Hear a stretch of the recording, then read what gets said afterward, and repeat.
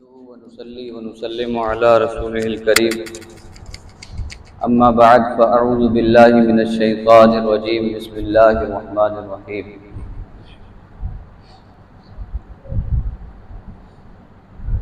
ولا تحسبن الذين قتلوا في سبيل الله امواتا بل احياء عند ربهم يرزقون آمنت بالله صدق الله العظيم وبلغنا رسوله النبي الأمين الكريم الرؤوف الرحيم ونحن على ذلك لمن الشاهدين والشاكرين والحمد لله رب العالمين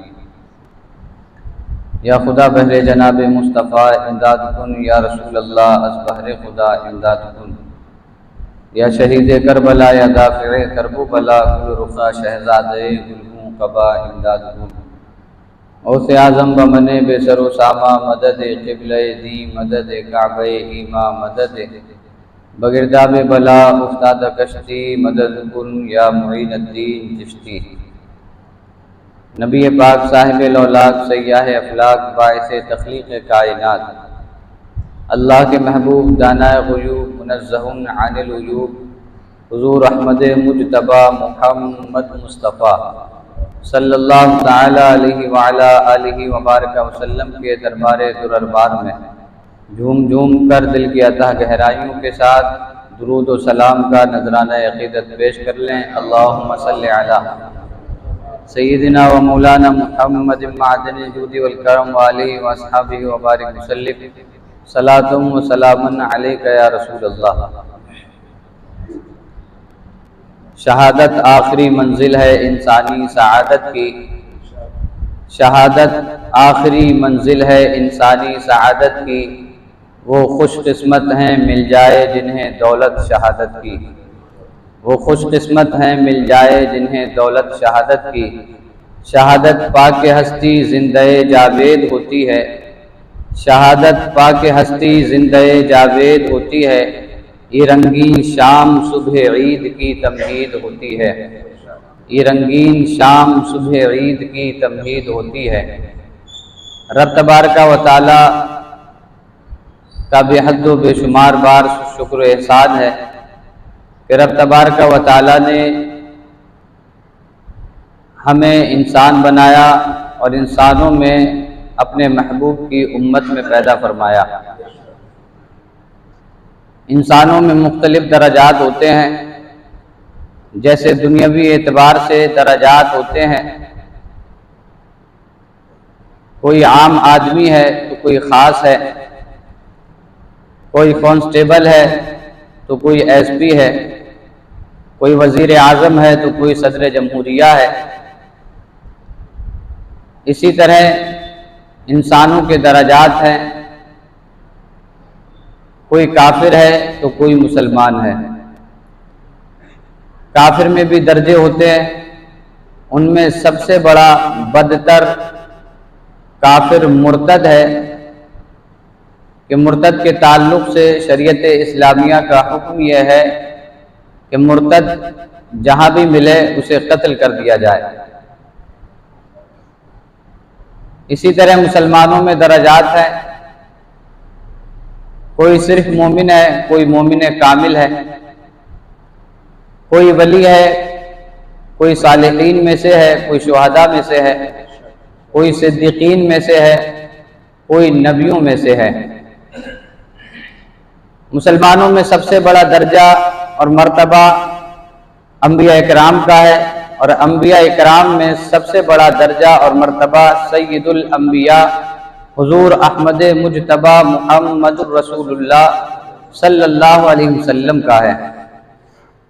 نبی پاک صلی اللہ علیہ وسلم کے بعد صدیقین کا مرتبہ ہے، پھر شہداء کا، پھر صالحین کا، یعنی اللہ والوں کا۔ اللہ والا بننا، صالحین میں سے بننا، اولیاء کی فہرست میں شامل ہونا، یہ بہت مشکل کام ہے۔ اللہ جسے چاہتا ہے اسے اپنا ولی بناتا ہے، لیکن شہید یہ مشکل بھی ہے اور شہید ہونا آسان بھی ہے۔ مشکل اس معنی کر ہے کہ آدمی کو سب سے زیادہ پیاری اپنی جان ہوتی ہے. جان کا نذرانہ دینا، جان کو پیش کرنا، یہ بہت ہی ہمت کا کام ہوتا ہے. تو اس معنی کر شہید ہونا بہت مشکل کام ہے، اور شہید ہونا بہت آسان بھی ہے کہ ایک ہی جست میں انسان زمین کی پستی سے آسمان کی بلندی پر پہنچ جاتا ہے. ادھر تلوار لگی اور ادھر گردن کٹی اور شہید ہونے کا مرتبہ مل جاتا ہے. تو اس معنی کر شہید ہونا آسان بھی ہے. ایک ہی جھٹکے میں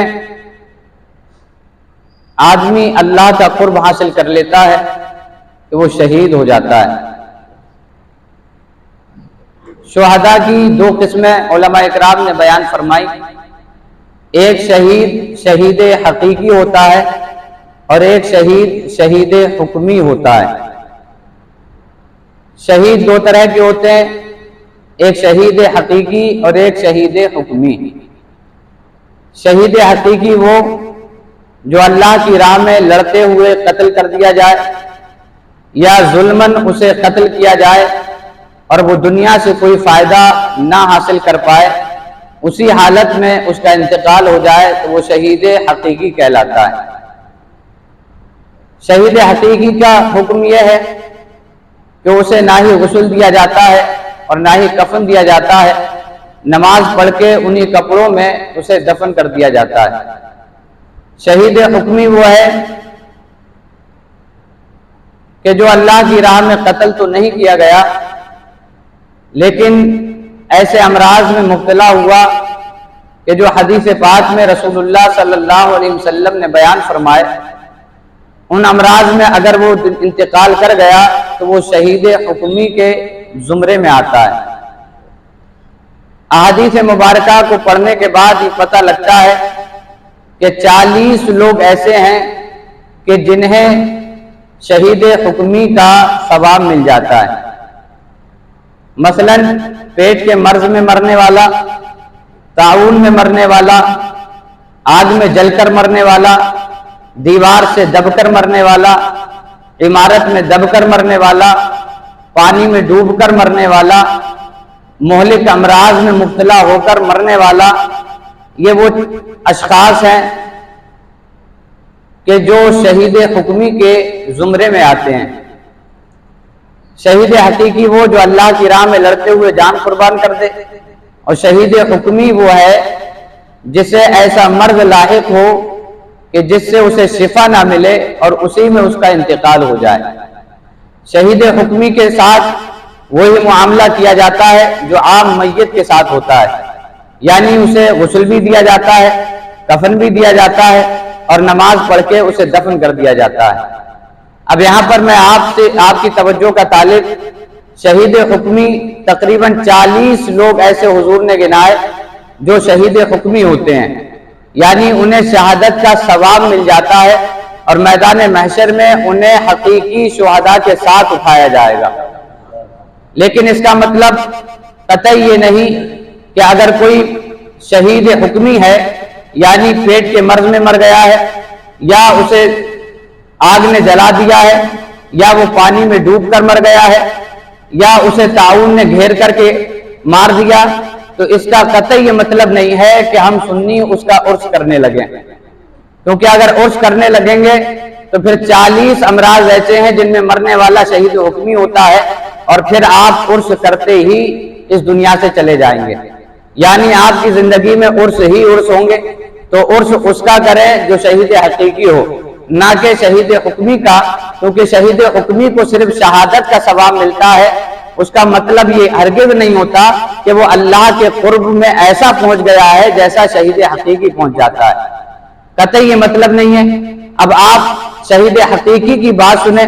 شہید حقیقی نبی پاک صلی اللہ علیہ وسلم نے ارشاد فرمایا جو بندہ اللہ کی راہ میں لڑتے ہوئے شہید ہو جاتا ہے اس کی روح سبز پرندوں کے پوٹوں میں رہتی ہے، سبز پرندوں کے جسم میں رہتی ہے، اور وہ پرندے عرش الہی کے نیچے قندیلیں لٹکی ہوئی ہیں، وہاں پر جا کر کے رہتے ہیں، اور وہ شہید جو اللہ کی راہ میں لڑتے ہوئے شہید ہوتا ہے اس کی روح جنت میں سیر کرتی ہے، یعنی جنت میں گھومتی ہے۔ ایسا شہید جو اللہ کی راہ میں لڑتے ہوئے اپنی جان کو جان آخری کے سپرد کر دے، نبی پاک نے فرمایا ایسے شہید کی روح جنت میں سیر کرتی ہے۔ نبی پاک صلی اللہ علیہ وسلم نے بہت سی احادیث میں شہید حقیقی کی فضیلت کو بیان فرمایا۔ حضور صلی اللہ علیہ وسلم نے ایک حدیث پاک میں فرمایا کہ شہید حقیقی اللہ تبارک و تعالیٰ سے عرض کرے گا، مولا تو مجھے دنیا میں بھیج دے تاکہ میں تیری راہ میں بار بار شہید کیا جاؤں۔ یعنی جنت کی نعمتیں دیکھ کر، جنت کی آسائش دیکھ کر ہر آدمی یہ تمنا کرے گا کہ اب مجھے جنت سے نہ نکالا جائے، اب مجھے جنت سے باہر نہ کیا جائے، کیونکہ جنت کی نعمتیں اتنی عالی شان ہوں گی کہ انہیں پا کر آدمی دنیا کو بھول جائے گا۔ لیکن شہادت کی لذت وہ لذت ہے کہ شہید جب جنت میں جائے گا تو اللہ سے یہی تمنا کرے گا، مولا تو مجھے دنیا میں پھر سے بھیج دے اور میں چاہتا ہوں کہ تیری راہ میں 10 مرتبہ قتل کیا جاؤں۔ یہ شہادت کی لذت ہے جو جنت کی لذتوں سے آگے بڑھی ہوئی ہے۔ نبی پاک صلی اللہ علیہ وسلم نے بہت سی احادیث کریمہ میں شہداء کی فضیلت کو بیان فرمایا۔ میں آپ کے سامنے قرآن کی وہ آیتیں پیش کرنے کی جسارت کر رہا ہوں جس میں اللہ نے شہید حقیقی کے تعلق سے فرمایا، وَلَا تَقُولُوا لِمَن يُقْتَلُ فِي سَبِيلِ اللَّهِ أَمْوَاتٌ بَلْ أَحْيَاءٌ وَلَٰكِن لَّا تَشْعُرُونَ، اور انہیں مردہ نہ کہو جو اللہ کی راہ میں شہید کیے گئے، بلکہ وہ زندہ ہیں لیکن تمہیں شعور نہیں۔ یعنی اللہ کی راہ میں لڑنے والا آدمی، اللہ کی راہ میں اپنی جان باہر کرنے والا شخص وہ ایسا شہید ہے کہ جس کے تعلق سے قرآن میں رب نے آیتیں نازل کر دی کہ اسے مردہ مت کہنا، اسے مردہ مت کہنا، بلکہ یہ زندہ ہے اور تمہیں شعور نہیں کہ یہ کیسے زندہ ہے۔ ان کی زندگی کا علم اللہ تبارک و تعالیٰ کو ہے۔ دوسری آیت کریمہ میں رب نے فرمایا، وَلَا تَحْسَبَنَّ الَّذِينَ قُتِلُوا فِي سَبِيلِ اللَّهِ أَمْوَاتًا، اور گمان بھی مت کرنا جو اللہ کی راہ میں شہید کیے گئے انہیں کبھی مردہ گمان بھی مت کرنا، کیونکہ وہ زندہ ہے، اللہ کے پاس رزق دیے جاتے ہیں۔ اب یہاں پہ میں آپ کی پھر سے توجہ کا طالب، اللہ تبارک و تعالیٰ کی راہ میں لڑنے والے زندہ ہیں۔ قرآن کی آیتیں اس بات پر گواہ ہے کہ انہیں مردہ مت کہو۔ قرآن کی دوسری آیت اس بات پر گواہ ہے کہ مردہ کہنے کی بات تو الگ رہی، تم انہیں مردہ گمان بھی مت کرنا، اپنے ذہن میں یہ سوچ بھی مت لینا کہ یہ مردہ ہیں، یہ سوچنا بھی مت۔ قرآن نے اس پر بھی پابندی لگا دی۔ اب معلوم یہ ہوگا اللہ کی راہ میں جو لڑکے اپنی جان کو جان آخری کے سپرد کر دیتا ہے وہ مردہ نہیں ہوتا ہے بلکہ وہ زندہ ہوا کرتا ہے، کیونکہ اس کے زندہ ہونے کی گواہی ہمیں قرآن دے رہا ہے کہ جو اللہ کی راہ میں شہید کیے جاتے ہیں وہ زندہ ہوتے ہیں، انہیں مردہ گمان بھی مت کرنا۔ اب اپنے ذہن و دماغ کو میرے قریب کر لیجئے، اب وہ لوگ اپنے ذہن و دماغ سے ماتم کریں جو امام حسین رضی اللہ تعالیٰ عنہ کا ماتم کرتے ہیں، جو امام حسین رضی اللہ تعالیٰ عنہ کی شہادت کی خوشی مناتے ہیں یا غم منا کر کے ڈھول تاشوں کے ساتھ گھومتے ہیں۔ میرے بھائیوں، سنیوں کا شیوہ یہ ہے کہ سنی کسی مردہ کا ماتم نہیں کرتا اور نہ ہی زندہ کا ماتم کرتا ہے، سنی نہ ہی کسی کا غم مناتا ہے۔ اس کا غم کیسے منا سکتا ہے جو شہید پہ ہوا ہے؟ لیکن قرآن کہہ رہا ہے تم مردہ گمان بھی مت کر لینا، وہ تو زندہ ہے اور زندہ کا ماتم نہیں ہوا کرتا۔ قرآن کہہ رہا ہے کہ انہیں سوچنا بھی مت کہ وہ مردہ ہے۔ قرآن کی آیت اس بات پر نص ہے کہ وہ انہیں سوچنا بھی مت۔ اگر کسی نے صرف سوچ لیا کہ وہ مردہ ہیں تو قرآن کی نص اس بات پر دلیل ہے کہ ایسا سوچنے والا کافر ہو جائے، کیونکہ قرآن کا حکم ہے کہ انہیں مردہ گمان بھی مت کرنا۔ لیکن ہم تو زندہ سمجھتے بھی ہیں پھر بھی ماتم کرتے ہیں، ہم تو زندہ گمان کرتے ہیں پھر بھی ماتم کرتے ہیں، ہم تو زندہ گمان کرتے ہیں پھر بھی ڈھول تاشوں کے ساتھ غم مناتے پھرتے ہیں۔ شریعت نے تو اجازت صرف 3 دن کی دی، عورتوں کے لیے 4 مہینے 10 دن کی اجازت ہے کہ اپنے شوہر کے انتقال کا غم منائے، شریعت نے ہماری قطعی کہیں تک اجازت نہیں دی کہ غم منایا جائے۔ امام حسین رضی اللہ تعالیٰ عنہ کی شہادت کا ہم غم نہیں منا سکتے، ہم غم نہیں منا سکتے۔ منانا الگ ہے، غم ہو جانا الگ ہے۔ غم ہو جائے تو آنکھوں سے آنسو نکل آتے ہیں، غم ہو جائے تو دل غمگین ہو جاتا ہے، غم ہو جائے تو پورا ماحول سوگوار ہو جاتا ہے۔ لیکن سنی غم ہو جائے یہاں تک تو شریعت نے اجازت دی ہے، لیکن کبھی سنی غم نہیں مناتا ہے۔ غم منانے والے اور ہیں۔ اب میں آپ کے سامنے دو طبقے رکھتا ہوں، ایک وہ جو غم مناتے ہیں جنہیں شیعہ کہا جاتا ہے۔ ہمارے سنیوں میں بھی کچھ حضرات ڈھول تاشے لے کے گھومتے ہیں، ان سے صرف ایک سوال کر لیجئے، تم غم منا رہے ہو یا خوشی منا رہے ہو؟ غم منا رہے ہو تو شیعہ کے زمرے میں چلے جاؤ گے، خوشی منا رہے ہو تو یہ سنی کا شیور نہیں ہو سکتا، کیونکہ کسی کی شہادت پہ ہم ڈھول بجا کے خوشی نہیں منا سکتے، کیونکہ ان کی شادیوں پہ ڈھول نہیں بجے تو ان کی شہادت پہ ڈھول کیوں کر بج سکتے ہیں؟ میں آپ کے ضمیر کو جھنجوڑنے کی بھرپور کوشش کر رہا ہوں۔ اللہ کرے آپ کا دل جاگ جائے۔ غنیمت تھی کہ ڈھول ہی بج رہے تھے، اب تو بینڈ باجے بھی بج رہے ہیں۔ بینڈ باجے تو ہم اپنی شادیوں پہ بجاتے تھے، اگر کہیں بینڈ باجا بجتا ہو اور کوئی انجانا آدمی سنے، اس سے پوچھیں یہ آواز کیسی ہے تو کہے گا کسی کی شادی ہے۔ بینڈ باجا بج رہا ہے تو کسی کی شادی ہے، وہ یہی کہے گا۔ اور محرم کے دن نہ چلتے ہو اور کوئی ڈھول باجے بجائے، امام حسین کے نام پہ بینڈ باجا بجائے، آپ سے بھی پوچھ لیا جائے کہ کیسا بینڈ باجا بج رہا ہے، محرم کے دن نہ ہو، آپ بھی یہی کہیں گے کہیں شادی چلتی ہوگی۔ ذرا دل پہ تو ہاتھ رکھ میرے بھائی، ذرا دل پہ ہاتھ رکھ کے تو سوچو کہ ان کی شادیوں میں ڈھول تاشے بینڈ باجے نہیں بجے، ہم ان کی شہادتوں پہ بجا رہے ہیں۔ ان کی شہادتیں اس لیے تھوڑی ہوئی تھی کہ ہم ڈھول باجے بجا بجا کر کے ان کی خوشی یا غم منائیں۔ میں تو اس بات میں بھی کنفیوز ہوں کہ ڈھول بجانے والوں کو غمگین کہوں یا خوشحال کہوں، غم منانے والا کہوں یا خوشی منانے والا کہوں، کیونکہ غم منانے والے ڈھول نہیں بجایا کرتے، خوشی منانے والے ڈھول بجا لیا کرتے ہیں۔ تو میرا دل تو یہی فیصلہ کرتا ہے کہ یہ خوشی منانے والے ہیں، یہ خوشی منا رہے ہیں شہادت حسین کی، کہ اچھا ہوا شہادت ہو گئی، اچھا ہوا کربلا میں شہید کر دیے گئے۔ کربلا میں شہید ہونے کے بعد خوشی منانے والا اگر کوئی تھا تو دمشق میں بیٹھا ہوا یزید خوشی منا رہا تھا۔ امام حسین کو قتل کرنے والے خوشی منا رہے تھے، اور اگر آپ خوشی نہیں منا رہے تو غم منانے کی شریعت نے اجازت نہیں دی۔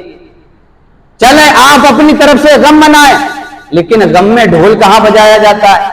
اگر بجایا جاتا ہے تو پھر اپنے نوجوان لڑکے کے انتقال پہ اپنے باپ کے 40ویں میں ڈھول بجا کے دکھاؤ۔